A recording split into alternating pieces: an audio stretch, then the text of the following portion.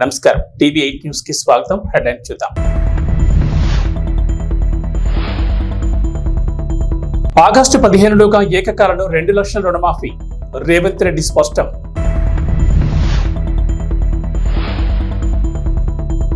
CM Jagan పై దాడి కేసులో కొనసాగుతున్న విచారణ.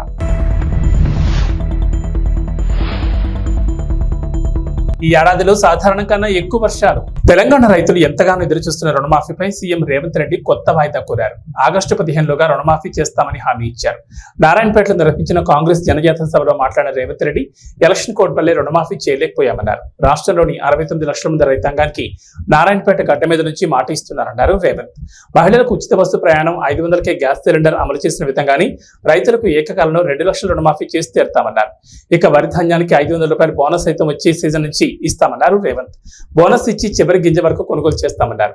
మహబూబ్ నగర్ పార్లమెంట్ లో కాంగ్రెస్ ను గెలిపించాలని కోరారు రేవంత్ రెడ్డి. తన ఇంట్లో తప్పు జరిగితే జాతీయ స్థాయిలో చెప్పుకునే పరిస్థితి ఉండదన్నారు. తనను పడగొట్టేందుకు కుట్రలు జరుగుతున్నాయని మరోసారి ఆరోపించారు.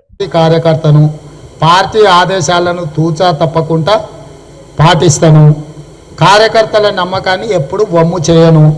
కార్యకర్తలు కూడా ఒకవేళ కోరుకుంటే ఏది జరగాల్సి ఉంటే అది డెఫినెట్గా జరుగుతుంది.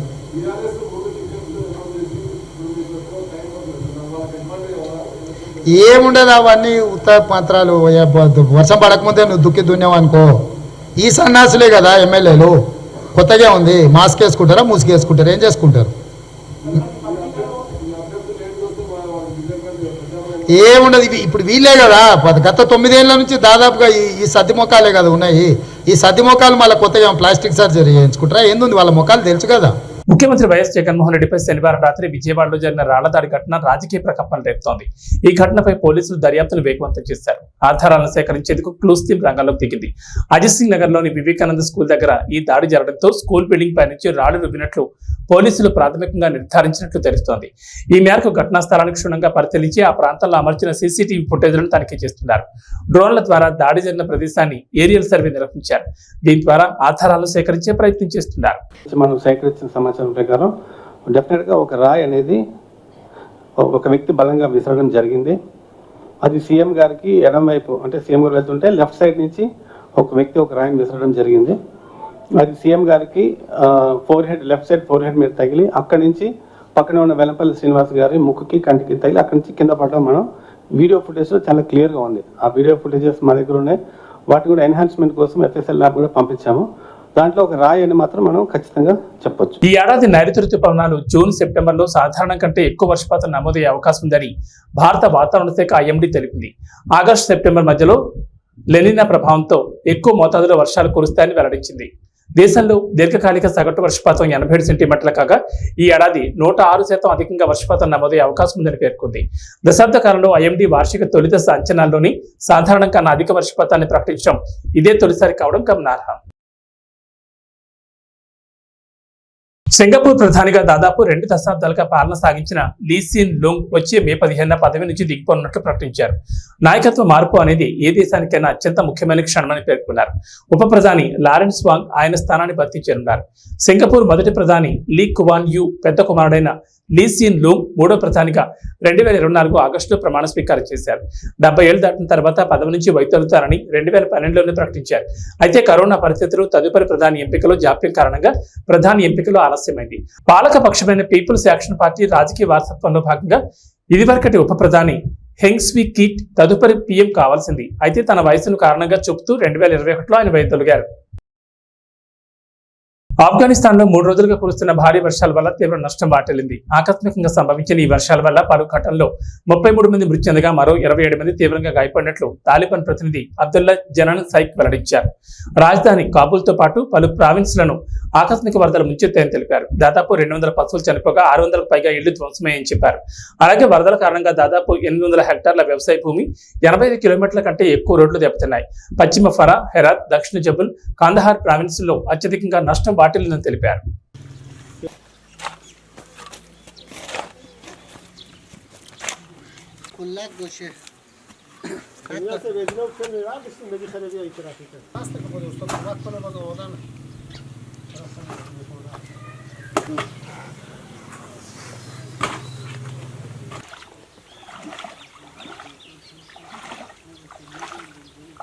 ఇంటర్నెట్ డెస్క్ ఎలాన్ మస్క్ చెందిన విద్యుత్ కార్ల తయారీ సంస్థ టెస్లా ఉద్యోగ కోతలు ప్రకటించింది. ప్రపంచవ్యాప్తంగా కంపెనీలో పనిచేస్తున్న ఉద్యోగులు 10% మందిని తొలగించాలని నిర్ణయించింది.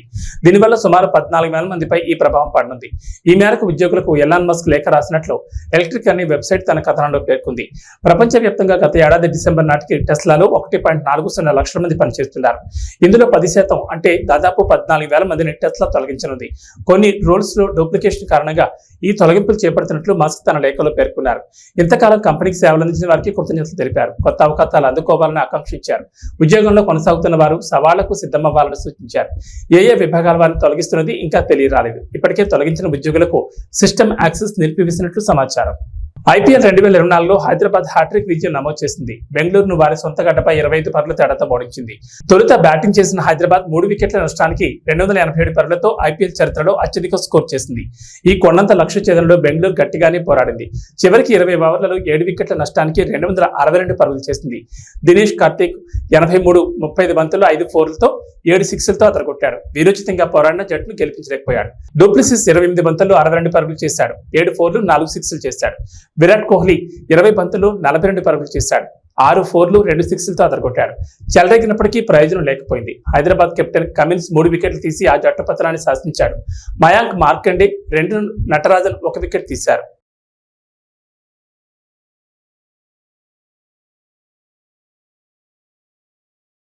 విమానం ఎక్కాలనేది చాలా మంది కల. చిన్నతనం నుంచి ఆకాశంలో విమానం వెళుతుంటే భూమిపైన చూస్తూ ఎప్పటికైనా ఆ విమానంలో ఎక్కి ప్రయాణించాలని ఎంతో మంది ఊహల్లో విహరిస్తూ ఉంటారు. ఒకప్పుడు ధనికులు సంపన్నులకు మాత్రమే ఎక్కే అవకాశం ఉండే విమానాలు కొద్దిగా మధ్యతరగతి ప్రజలకు కూడా అందుబాటులోకి వస్తున్నాయి. ఇక 150 రూపాయలకే విమాన టికెట్ ఇస్తున్నారంటే పేదలు కూడా ఎక్కేందుకు ఎగబడతారు. విమానం ఎక్కాలని కోరిక ఉన్నవారు డబ్బులు లేకుండా ఎలాగోలా పోగేస్తారు. 150కి విమానం టికెట్ ఏంటి అని ఆశ్చర్యపోతున్నారా? సామాన్యులు కూడా విమాన ప్రయాణాన్ని అందుబాటులోకి తీసుకురావాలని కేంద్ర ప్రభుత్వం నిర్ణయించింది. ఇందులో భాగంగానే అనేక చర్యలు చేపట్టింది. దేశంలోని చిన్న నగరాలకు కూడా విమానాలు నడిపి వాటిని సామాన్య ప్రజలకు కూడా ఫ్లైట్ ఎక్కించాలని కేంద్రం రకరకాల పథకాలను ప్రారంభించింది. ఈ నేపథ్యంలోనే దేశంలోని కొన్ని రూట్లలో కొన్ని విమానయాన సంస్థలు అతి తక్కువ ధరకే విమానాలు నడుపుతున్నాయి. ఈ నేపథ్యంలోని అలయన్స్ ఎయిర్లైన్స్ 150కే విమాన టికెట్ అందుబాటులోకి తీసుకొచ్చింది.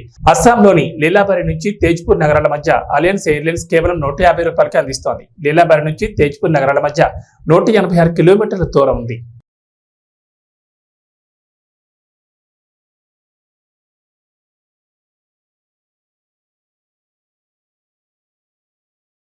ఏపీలో పోలింగ్ తేదీ దగ్గర పడుతున్న కొద్దీ రాజకీయాలు ఆసక్తికరంగా మారుతున్నాయి. ఓటర్లను మనసు దోచుకునేందుకు బరిలో ఉన్న అభ్యర్థులు రకరకాల వ్యూహాలు అనుసరిస్తున్నారు. అలాగే తమ పార్టీలోని అసంతృప్త నేతలను కలుస్తూ వారి మద్దతు కూడగట్టుకునేందుకు ప్రయత్నిస్తున్నారు.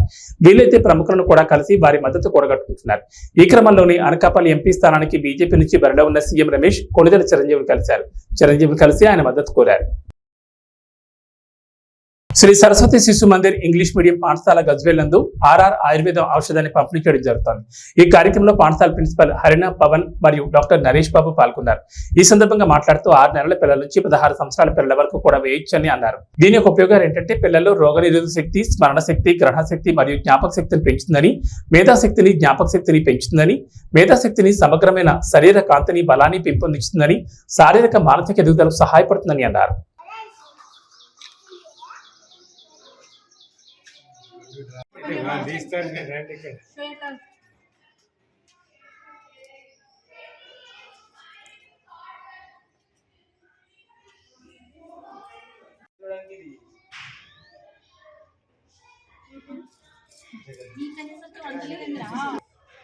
నువ్వు చిన్నగా పెద్ద దర్శక భయపడుతున్నావు. కాడిస్తాం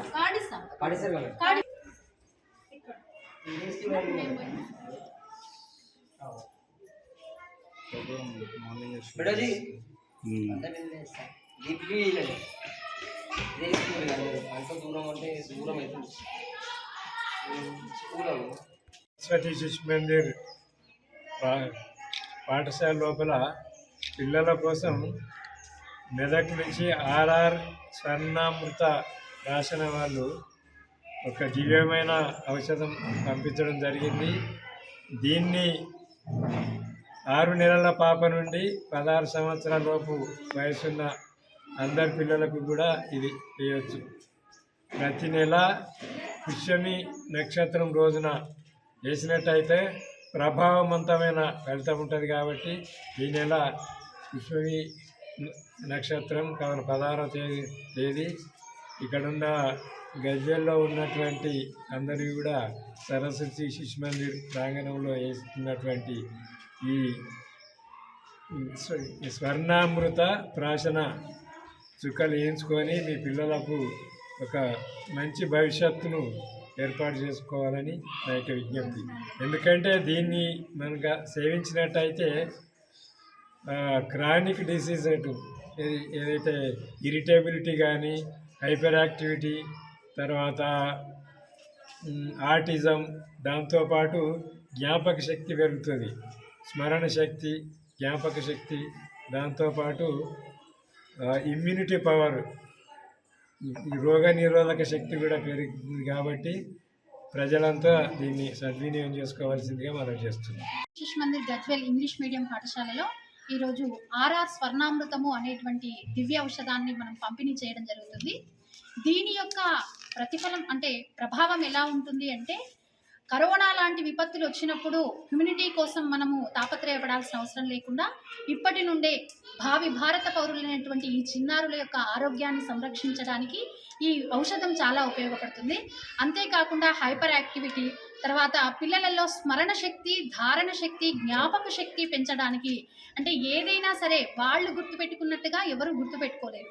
అలాంటి పిల్లలలో కూడా డిసీజెస్ వస్తున్నాయి ఈ పొల్యూషన్ వల్ల. వాటిని అన్నింటినీ తట్టుకొని ఈ పిల్లలు బంగారు భవిష్యత్తులో వాళ్ళు ఉన్నత స్థాయికి చేరాలి అంటే ఈ 2 చుక్కలు చాలా ఉపయోగపడతాయి. దీనివల్ల సైడ్ ఎఫెక్ట్స్ ఎలాంటివి ఉండవు. కేవలం అంటే 90% మంచి చేస్తుంది. మంచి చేయకపోయినా ఏ పిల్లలకి దీనివల్ల చెడైతే జరగదు. కాబట్టి తల్లిదండ్రులు గుండె మీద చేయి వేసుకొని ధైర్యంగా ఈ 2 చుక్కల్ని వేయించవచ్చు. పోలియో చుక్కలు ఎంత ముఖ్యమో ఈ స్వర్ణామృతం చుక్కలు కూడా అంతే ముఖ్యం. తప్పకుండా దీన్ని అందరూ కూడా ఉపయోగించుకొని మీ పిల్లలని అంటే ధారణ, స్మరణ, జ్ఞాపక శక్తి, శరీర దారుఢ్యం ఇవన్నీ కూడా మంచి రంగులో కూడా వస్తారంట పిల్లలు. ఇవి మేము డెమోలు చూసిన తర్వాత నమ్మిన తర్వాత మాత్రమే వేస్తున్నాం. ఎలాంటి సైడ్ ఎఫెక్ట్స్ లేవండి. తప్పకుండా అందరూ కూడా దీన్ని ఉపయోగించుకోగలరు. ఈ నెల రానటువంటి వాళ్ళు వచ్చే నెల ఆ కార్డులో డేట్ ఉంటుంది, దాని ప్రకారంగా అయినా సరే 21 నెలల పాటు 6 నెలల పిల్లల నుండి 16 సంవత్సరాల పిల్లల వరకు ప్రతి పిల్లలకి ఫీవర్ ఉన్నప్పటికీ, జలుబు ఉన్నప్పటికీ, అమ్మాయిలైతే డేట్స్ వచ్చినప్పటికీ ఎలాంటి ఇబ్బంది లేదు. కేవలం ఒక ఫిట్స్ ఉన్నటువంటి పిల్లలకు మాత్రమే దీనిని వాడకూడదు. మిగతా ఏ పిల్లలు ఎలాంటి పరిస్థితుల్లోనైనా దీన్ని ఉపయోగించవచ్చు. దీని ఫలం కూడా చాలా బాగుంటుంది. Thank you. ఎమ్మిగనూరులో పార్టీ కార్యాలయం నందు వైఎస్ఆర్సీపీ ఎమ్మెల్యే అభ్యర్థి పుట్టారెడ్డి సమక్షంలో మున్సిపల్ వైస్ చైర్మన్, పట్టణ అధ్యక్షులు నజీర్ అహ్మద్ ఆధ్వర్యంలో టీడీపీ మాజీ కౌన్సిలర్ కొయ్య నరసప్ప సుమారు 100 మంది అనుచరులతో వైసీపీలో చేరారు. ఈ సందర్భంగా ఎమ్మెల్యే అభ్యర్థి పుట్టారెడ్డికి మాట్లాడుతూ వైసీపీ ప్రభుత్వం రాష్ట్రంలో అందిస్తున్న సంక్షేమ పథకాలకు ఆకర్షితులై పార్టీలు చాలా మంది చేరడం జరిగిందని తెలిపారు. ఈ కార్యక్రమంలో పలువురు పాల్గొన్నారు.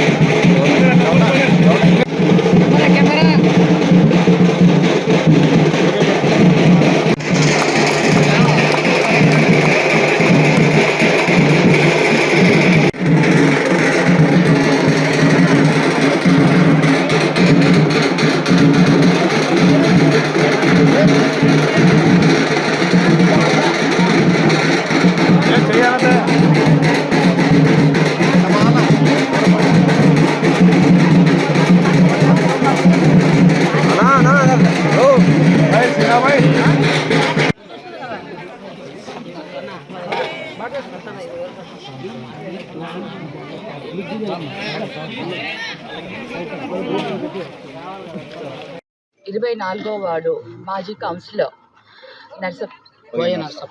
కోయ నరసప్ప గారు ఈరోజు వారి బృందంతో వచ్చి ఇక్కడ జాయిన్ అవ్వడం జరిగింది. మరి ఈరోజు మా అందరి సమక్షంలో నజీర్ గారు, మరి రుద్రగౌడ్ అన్న, కార్పొరేషన్ చైర్మన్ మీ అందరికీ తెలుసు అన్న, మరి మీ అందరూ ఈ సమక్షంలో ఇవాళ ఏదైతే జగనన్న చేస్తున్న సంక్షేమ పథకాలు ఉన్నాయో ఆ సంక్షేమ పథకాలకు ఈరోజు మహిళలు అందరూ కూడా పెద్ద ఎత్తున ఆనందం వ్యక్తం చేస్తున్నారు. వారికి మళ్ళీ జగనన్న ప్రభుత్వమే కావాలంటున్నారు. ఇలాంటి లీడర్స్ కూడా అందరూ కూడా ముందుకు వస్తున్నారు. బికాజ్ జగనన్న ప్రభుత్వంలో జరిగే సంక్షేమ పథకాలు కానివ్వండి, మంచి పనులు కానివ్వండి, అభివృద్ధి కానివ్వండి, ఎటువంటి వివక్షత లేకుండా, ఎటువంటి డిఫరెన్సెస్ లేకుండా ఇవాళ ఒక రూలింగ్ అంటూ జగనన్న చేసిన ఈ 5 సంవత్సరాల పరిపాలనకు అందరూ కూడా హర్షం వ్యక్తం చేస్తూ ఈరోజు వైసీపీలో జాయిన్ అవుతున్నారు అంటే అర్థం చేసుకోండి. ఇవాళ మార్నింగ్ నుంచి పొద్దున్న నుంచి ఎంతోమంది చాలామంది టీడీపీ నుంచి వైసీపీలోకి వాళ్ళ మా ఆధ్వర్యంలో జాయిన్ అవ్వడం జరిగింది. సో ఇది ఒక మంచి శుభ పరిణామం. మరి ఇంకా ప్రజలందరూ కూడా మేము వెళ్తున్నప్పుడు కూడా ఎక్కడికక్కడ హర్షం వ్యక్తం చేస్తున్నారు. ఇవన్నీ కూడా జగనన్న చేస్తున్న పరిపాలనకు ఇవన్నీ ఒక నిదర్శనం. ఇవన్నీ కూడా ఇదంతా కూడా మాకు కూడా చాలా ఆనందంగా ఉంది. క్యాండిడేట్స్ గా కర్నూలు జిల్లా డోన్ మండలంలోని ఉడుమలపాడు గ్రామంలో ఎన్నికల ప్రచారంలో భాగంగా జనసేన పార్టీ కార్యాలయాన్ని కోట్ల జయసూర్య ప్రకాష్ రెడ్డి చేతుల మీదుగా రిబ్బన్ కట్ చేసి ప్రారంభించారు. ఈ కార్యక్రమంలో కోట్ల గ్రామ సర్పంచ్ రాధమ్మ ప్రచారంలో పాల్గొన్నారు. రాబోయే ఎన్నికల్లో తెలుగుదేశం పార్టీకి ఓట్లు వేసి గెలిపించాలని కోరారు.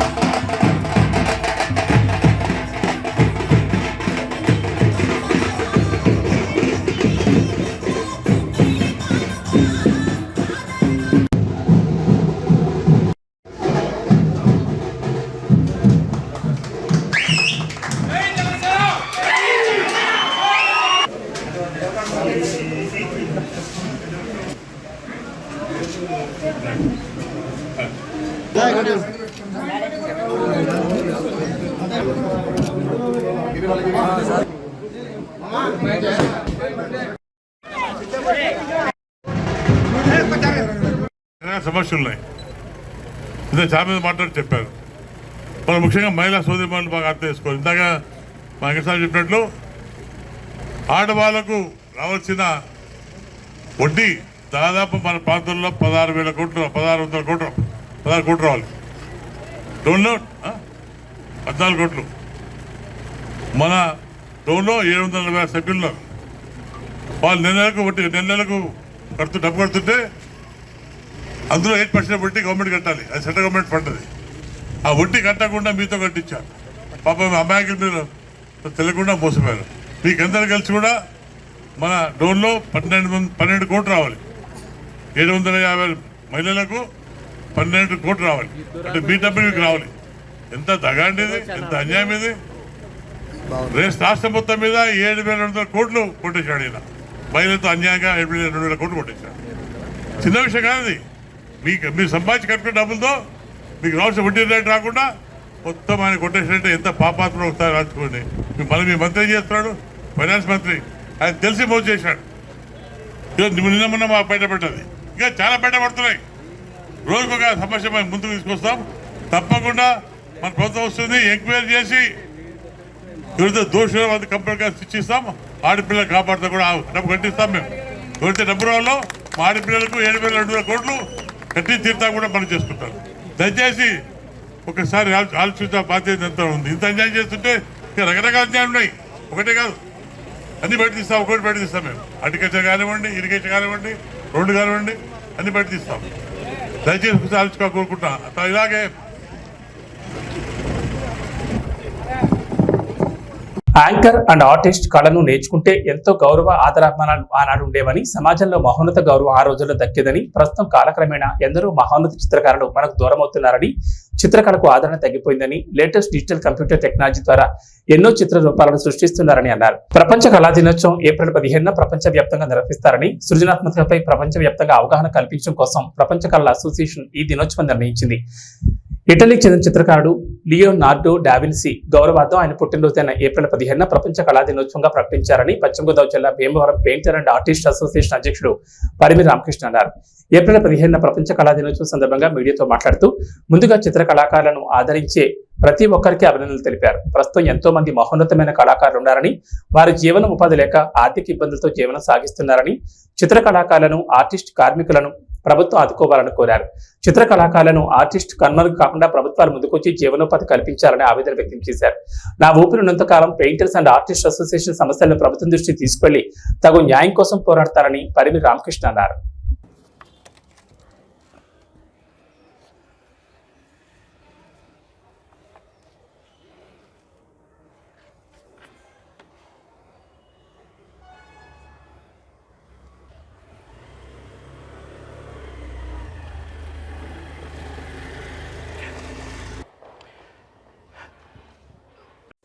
వరల్డ్ ఆర్ట్ డే సందర్భంగా చిత్రకారులకు, చిత్రకళా అభిమానులకు అందరికీ కూడా మా Bhimavaram painters and artist association తరఫున శుభాకాంక్షలు తెలియజేస్తున్నాను.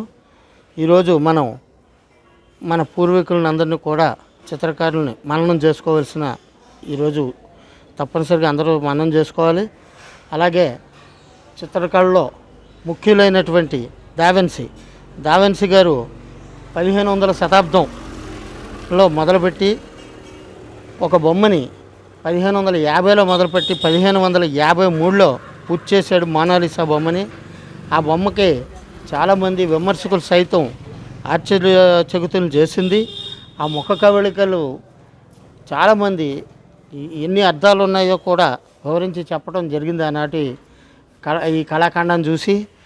ఆయన దావిన్సీ 1400వ శతాబ్దంలో 1472లో జన్మించారు. ఆయన 18 ఏళ్ల పాటు శిష్యార్కం చేసి వరల్డ్ ఆర్ట్ బుక్లో పేరు నమోదు చేసుకోవటం కూడా ఆయన జరిగింది.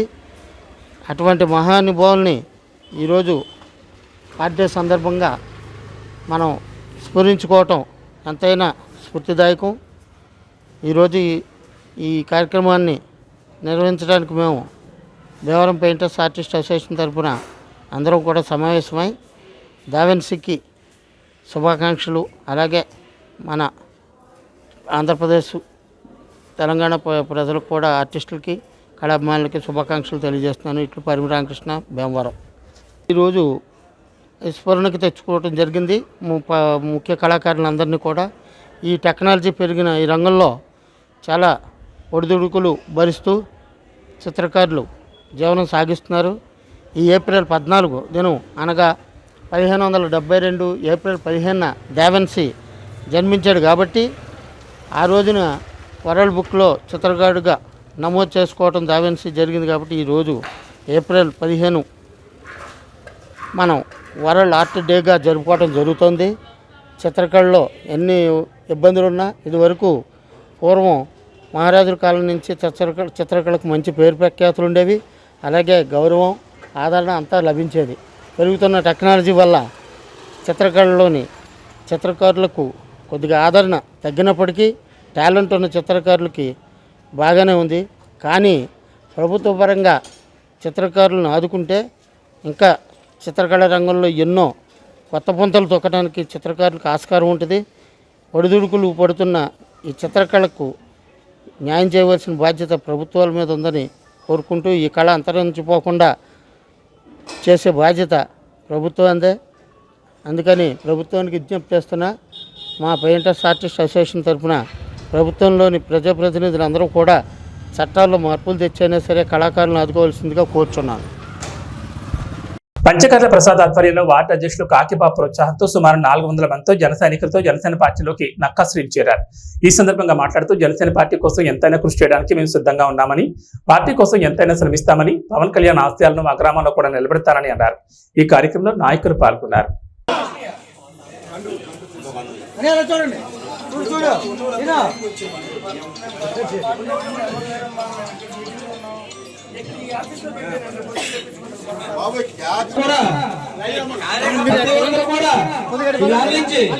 జన సైనికులు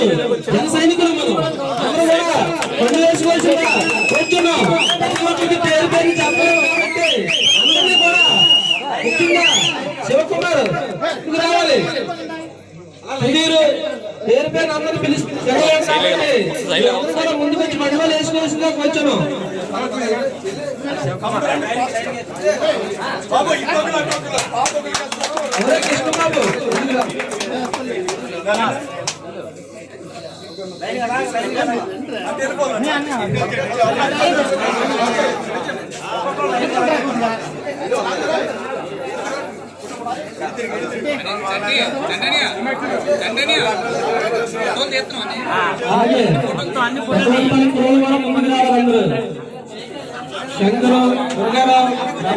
ఏబీ బులెటిన్ విశేషం. నమస్కారం.